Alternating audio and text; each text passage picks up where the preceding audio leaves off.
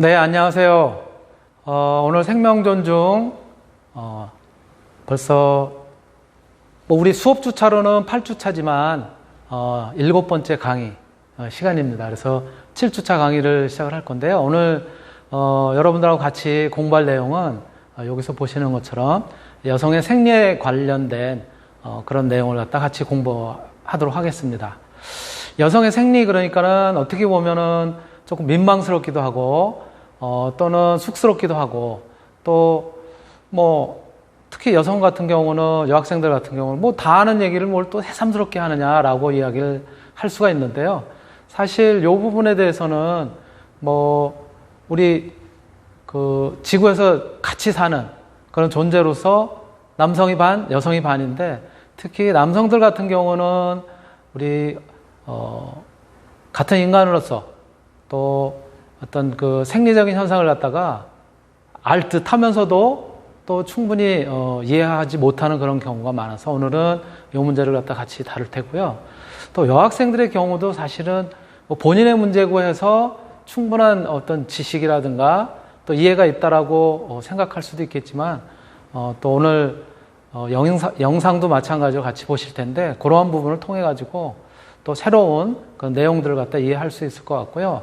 사회적으로 우리가 어떻게 같은 구성원으로 활동을 하고 있는 여성들의 생리적인 그런 현상들을 어떻게 바라보고 어떻게 이해를 하면서 어떻게 소통을 할 수 있는지에 대한 그런 부분을 갖다가 여러분들이 조금 더 가슴으로 받아들일 수 있는 그런 계기가 됐으면 좋겠습니다.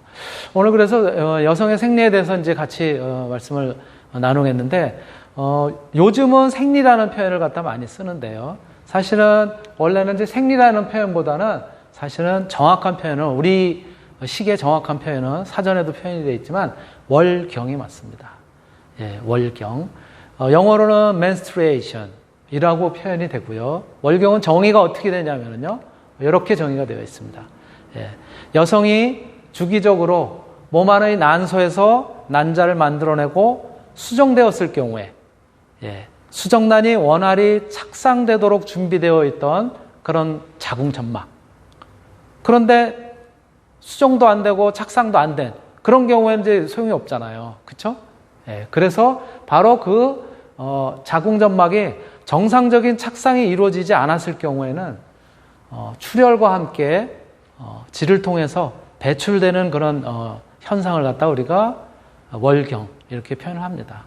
그런데 이게 보통 한 달에 한 번씩 일어나는 현상이기 때문에 물론 꼭 한 달이라고 하는 것이 예전에는 이제 음력을 갖다 주로 기준을 했기 때문에 28일, 29일 정도 주기로 평균으로 봤을 때 그렇게 일어나서요. 달거리라고 하는 그런 이제 표현을 썼어요.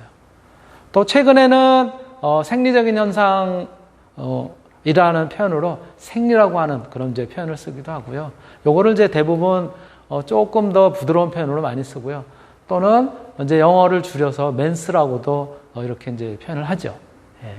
그래서 바로 이러한 월경의 특징은 뭐냐면은 우리 잘 알고 있는 거겠지만은 같이 한번 살펴보면은요. 첫 번째로 보통 28일 주기를 가지고 있어요. 28일에 한 번씩. 즉 음력으로 보면 보통 이제 한 달 정도 됩니다. 그리고 3일에서 5일 정도 지속이 됩니다. 물론 이렇게 주기라든가 지속되는 날짜라든가 이것도 개인에 따라서 또 몸의 컨디션에 따라서 조금씩 달라지기도 해요.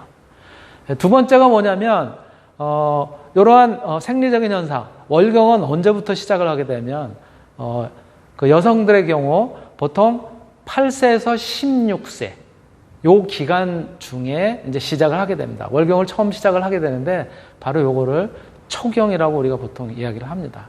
그래서 요거는 최근에는 문화가 그래도 많이 개방적이고 이러한 부분을 충분히 이해를 하는 그런 차원에서 그 딸을 가진 부모들의 경우에는 딸이 초경을 했을 경우에 파티를 해준다라든가 또 성인으로서의 그런 어떤 이제 시작이라는 의미에서 여성으로서의 시장이라는 의미에서 파티를 해주기도 하고 그러죠. 자, 세 번째는 바로 이러한 월경이라고 하는 것은 일생 동안에 지속적으로 일어나는 것이 아니라 대략 한 400회 정도, 400회 정도, 즉 400개월 정도 되는 거죠. 400회 정도의 월경을 갖다 이제 하게 되는데요. 예전에 구석기 시대라든가 신석기 시대인 석기 시대에는 추정컨대 대략 한 일생 동안 150회 정도 월경을 하게 되었다고 그렇게 과학자들이 이야기를 하고 있습니다. 그리고 이 월경은 45세에서 55세가 되면은 이제 끝나게 돼요. 이제 더 이상 이제 하지 않게 됩니다. 바로 이것을 갖다 우리가 폐경이라고 하는 표현을 쓰기도 하고요. 또 월경이 멈추었다 또는 월경이 이제 끝났다, 완성이 됐다라고 하는 차원에서 최근에는 완경이라고 하는 표현을 갖다 씁니다. 그래서 폐경이라고 하는 표현보다는 이제 완경이라고 하는 그런 표현을 갖다 이제 쓰기도 하고요. 보통 한번 그러면 월경, 생리를 통해서 흘리는 그런 피해 양은 어느 정도 되냐면 한 35ml 정도. 35ml 정도 되고요. 사람에 따라서 이것도 이제 차이가 있기 때문에 적게는 10ml, 많게는 85ml.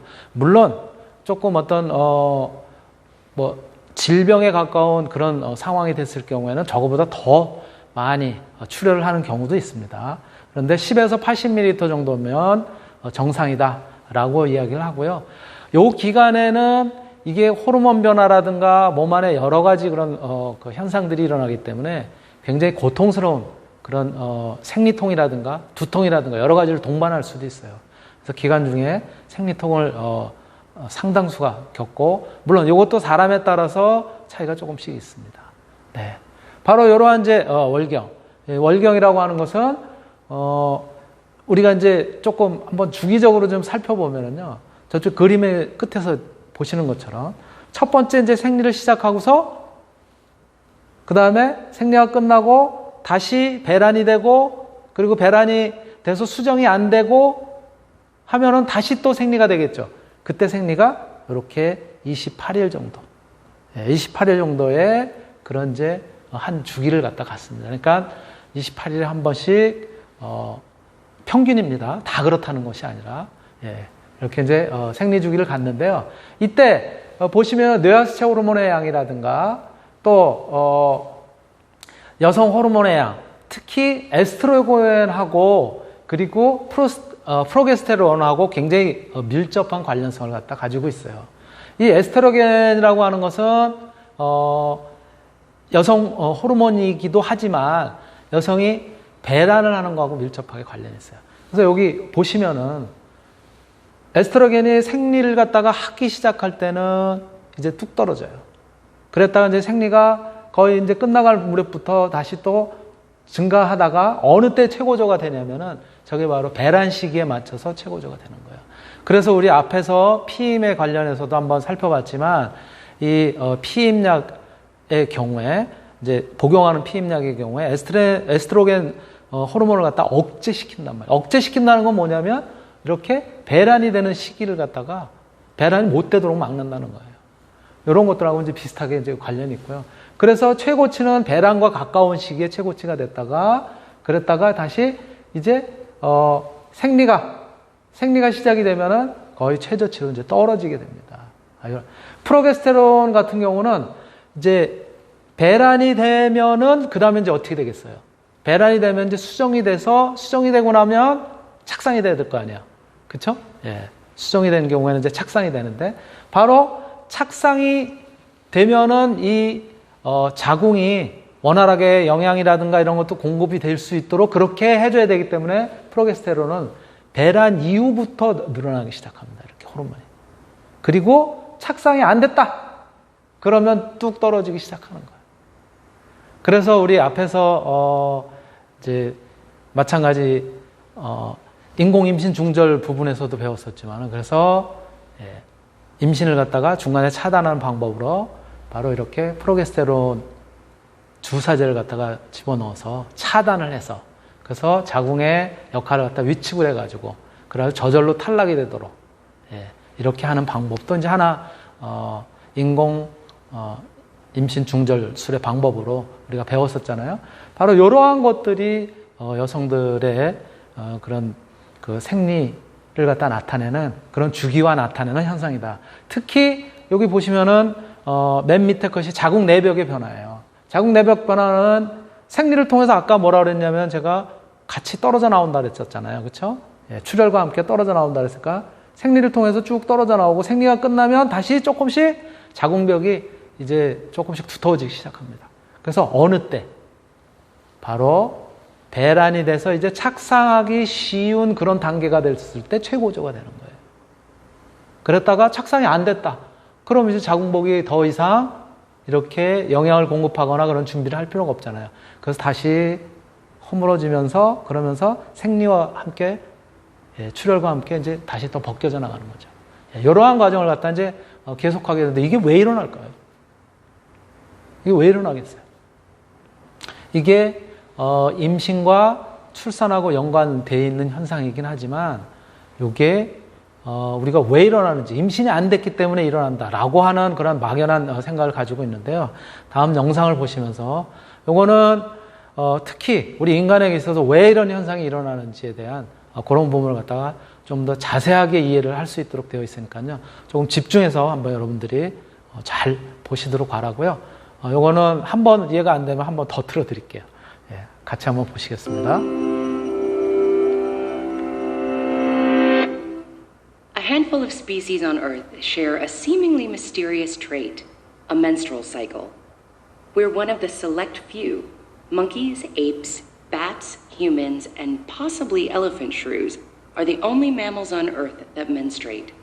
We also do it more than any other animal, even though it's a waste of nutrients and can be a physical inconvenience.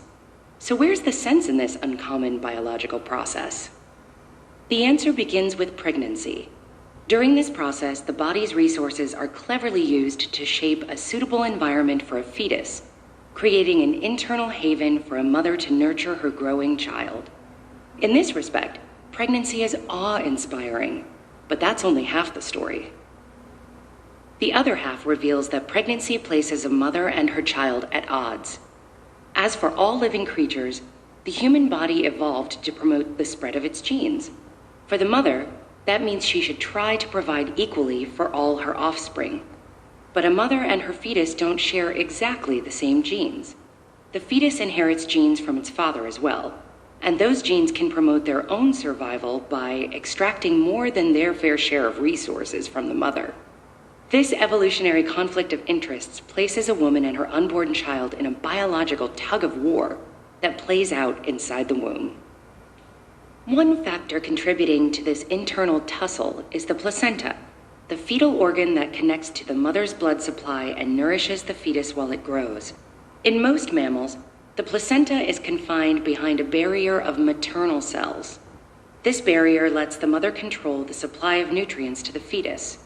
But in humans and a few other species, the placenta actually penetrates right into the mother's circulatory system to directly access her bloodstream.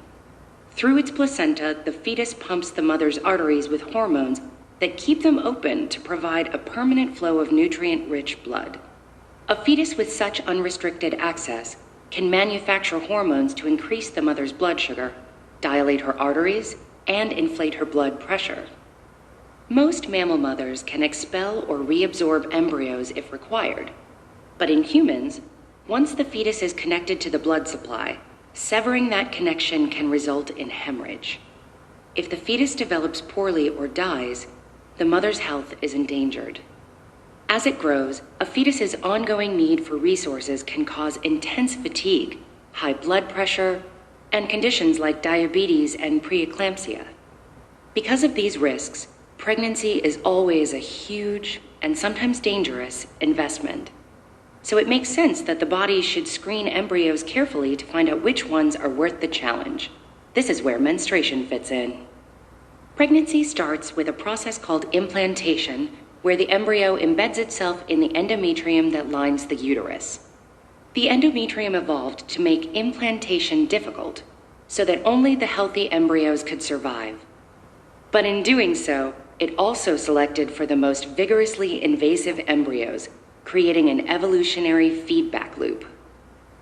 The embryo engages in a complex, exquisitely timed hormonal dialogue that transforms the endometrium to allow implantation. What happens when an embryo fails the test? It might still manage to attach or even get partly through the endometrium. As it slowly dies, it could leave its mother vulnerable to infection. And all the time, it may be emitting hormonal signals that disrupt her tissues. The body avoids this problem by simply removing every possible risk.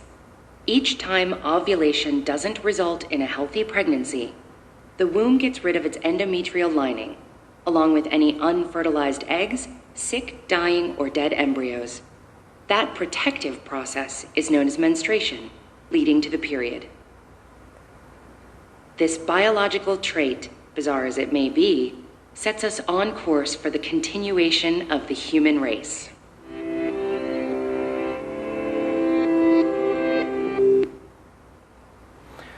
네, 영상을 보셨는데 좀 이해가 되셨나요?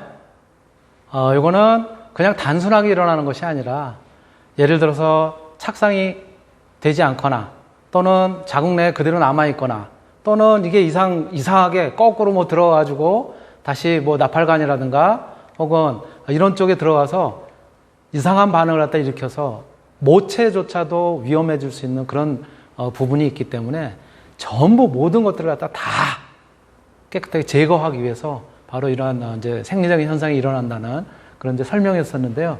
여기에 제가 주소까지 적어놨습니다. 이거는 바로 여러분이 테드라고 하는 곳에 들어가시면 바로 이제 보실 수 있고요. 그리고 또 마찬가지로 유튜브에도 똑같은 영상이 올라와 있어요. 그러니까 이제 여러분들 참고하실 수 있을 테니까 다시 한번 또 보시면 될 것 같고요. 그리고 오늘은 이제 과제가 있습니다. 예, 오늘 이제 과제가 있는데 어떤 과제냐면 조금 뒤에 이제 제가 말씀드렸던 것처럼 80분 지나는 그런 이제 영상을 갖다가 피해 연대기라고 하는 그런 이제 영상을 갖다가 시청을 하실 텐데요. 남학생들은 오늘 시청한 영화 소감, 피해 연대기를 이제 그 시청을 하고 그 영화 소감 더불어서 제가 오늘 이 여성의 생리에 대한 이야기를 갖다가 조금 더 공감대를 형성을 하고 같이 이해하는 차원의 이제 수업을 한다고 얘기를 했는데, 그래서 그 영화 한 편 가지고 곤란할 것 같아가지고 유튜브에서 생리 관련 동영상, 예, 굉장히 많습니다. 많이 올라와 있어요. 4편 이상 시청한 후에 그 소감을 갖다가 동영상 제목과 더불어서 소감을 갖다가 마찬가지 써주시기 바랍니다. 그래서 제출하시면 돼요. 물론 구글 클래스룸에다 제출하시면 됩니다. 여학생은 오늘 시청한 영화 소감, 아마 영화 보시면 또 새로운 부분을 알았다라고도 생각할 수 있을 텐데요.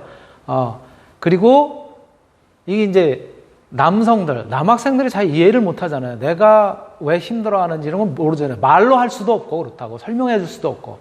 그래서 남성들에게 꼭 하고 싶은 이야기라든가 혹은 바라는 점이 있다면 그런 부분을 갖다 같이 써서 주시면 될 것 같고요. 여기 제출은 프린트 제출, 이메일 같이 표현을 해놨는데, 예, 제가 이번 학기에는 프린트, 즉 종이가 없는 수업을 갖다 좀 가능하면 해보고 싶다고 했으니까는 프린트는 제출 안 하셔도 되고, 예, 이메일 그리고 구글 클래스에다가 올려주시면 될 것 같습니다. 예, 제 이메일은 이렇게 되어 있고요. 오늘 저하고 같이 이제 하게 될 그런 내용은 바로 이런 정도고요. 저는 이제 이 정도로 설명을 마치도록 하고요. 이어서 바로 영상 이제 시청하도록 할 텐데요. 네, 1교시는 이걸로 마치도록 하겠습니다.